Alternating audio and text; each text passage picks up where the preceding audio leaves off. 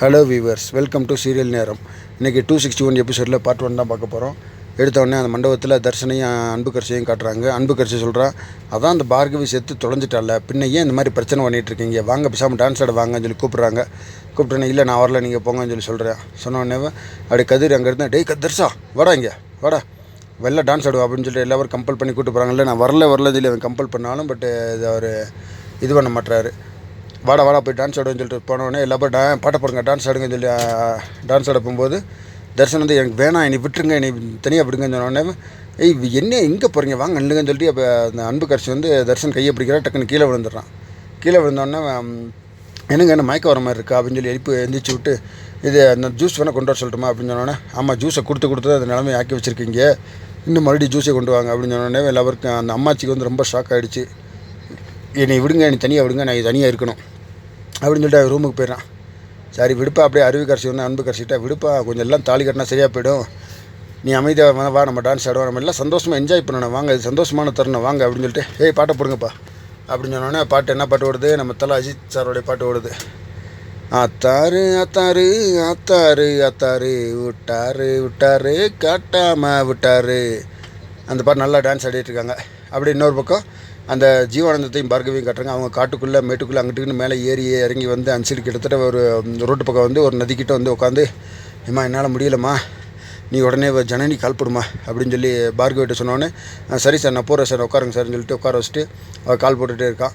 But கால் போக மாட்டேது. அப்புறம் டக்குன்னு சில சமயத்தில் கால் போயிடுச்சு. கால் போனோடனே ஃபோன் எடுத்து, அக்கா ஜனனி அக்கா எங்கே இருக்கீங்க, இது வாங்க அப்படின்னு சொன்னோன்னே, நீங்கள் யாருமா அப்படின்னு சொல்லி கேட்டோன்னே, சார் நீங்கள் யார் சார் ஃபோன் பேசுகிறது, இது எங்கள் அக்காவுடைய ஃபோன் சொன்னோன்னே, ஆமாம் உங்கள் அக்கா எங்கிட்ட இங்கே தண்ணி வாங்க வந்தாங்கம்மா என் கடைக்கு, பட் ஃபோனை மறந்து வச்சுட்டு போயிட்டாங்க, நிறைய கால் ஃபோன் வந்துகிட்டே இருக்குப்பா, யாராவது வந்து ஃபோன் வாங்கன்னு பார்த்தா யாரும் வரமாட்டாங்க, நீங்களே வந்து வாங்கிட்டு போங்கம்மான்னு சொல்லி சொல்கிறாரு.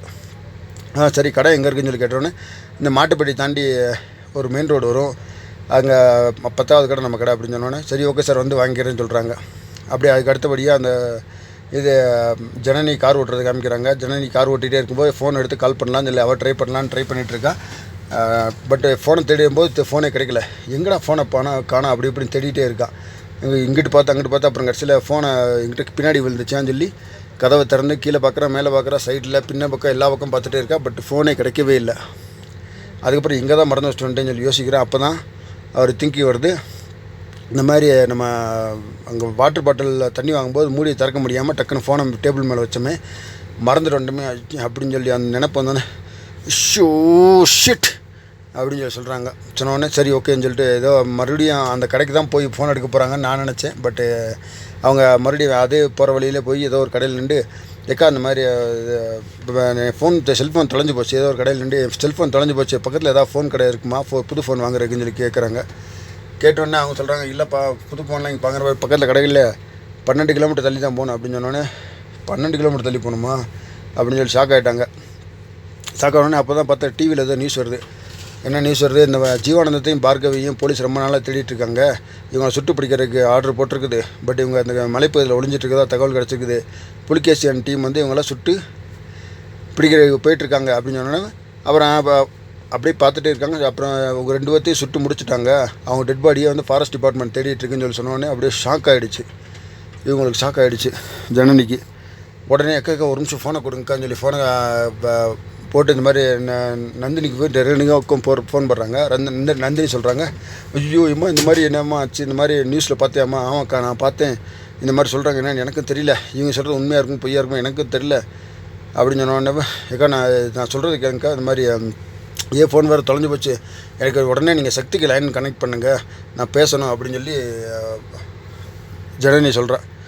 சரி ஓகே சார், சக்தி கனெக்ட் பண்ணுறோம், அந்த ஒரு நிமிஷம் லைனில் இருமா, அந்த கனெக்ட் பண்ண அப்படின்னு சொல்லிட்டு சக்தி கால் போட்டோன்னே, சக்தி இந்த மாதிரி இது ஜனனி லைனில் இருக்கா, நீ உடனே பேசு அப்படின்னு சொன்னோடனே, சக்தி இந்த மாதிரி இது நீ எதுவும் கவலைப்படாத, நான் பெரியவள்கிட்ட ரீச் ஆகிட்டேன், 10 நிமிஷத்தில் போயிடுவேன், நான் அவங்களை எப்படியா கூப்பிட்டு வந்துருந்தேன், ஜனனி நீ முதல்ல டிவியை பாரு ஜனனி அப்படின்னு சொல்லி சக்தி சொல்கிறாப்புல. டிவியை நான் பார்த்தேன், ஆனால் பட் இந்த புலிகேசி சொல்கிறதுல எனக்கு நம்பிக்கை இல்லை, கண்டிப்பாக அவங்க 2 பேர் அவன் முதல்ல இந்த மாதிரி சுட்டு பிடிச்சிட்டேன்னு சொல்லி சொல்கிறது பொய்யாக தான் இருக்கும், உடனே மீடியாவுக்கு சொல்லணும்னு அவசியம் என்ன இருக்குது, வேறு ஏதோ நம்மளை டைவெர்ட் பண்ணுறதுக்காக அந்த மாதிரி பண்ணுறாங்க அப்படின்னு சொன்னதுக்கு அப்புறம் தான் நந்தினிக்கு ரேணுகாவுக்கும் உயிரே திரும்ப வந்துச்சு. இவங்கெல்லாம் இங்கே தான் உயிரோடு தான் இருக்காங்க அப்படின்னு சொல்லி நல்ல மேலே குத்தாட்டம் போட்டுருக்காங்க. இவங்களுக்கு டென்ஷன் ஆகிட்டே இருந்திருக்குது. அதுக்கப்புறம் இந்த இறந்த செய்தியை கேட்டோன்னே இவங்களுக்கு டென்ஷன் ஆகிட்டே இருந்தது. இப்போ தான் சாட்டிஸ்ஃபைடாக இருக்குது அப்படின்னு சொல்லி சொல்கிறாங்க. அதுக்கு அடுத்து சக்தி என்ன பிளான் பண்ண போகிறாரு, நான் அடுத்து ஜனனி என்ன பிளான் பண்ண போகிறா, அவங்கள எப்படி தேட போகிறாங்க, என்ன இதுன்றதை பார்ட் 2ல் உங்களுக்கு தெளிவாக சொல்கிறேன். இந்த வீடியோ உங்களுக்கு பிடிச்சிருந்தால் லைக் பண்ணுங்கள், கமெண்ட் பண்ணுங்கள், ஷேர் பண்ணுங்கள்.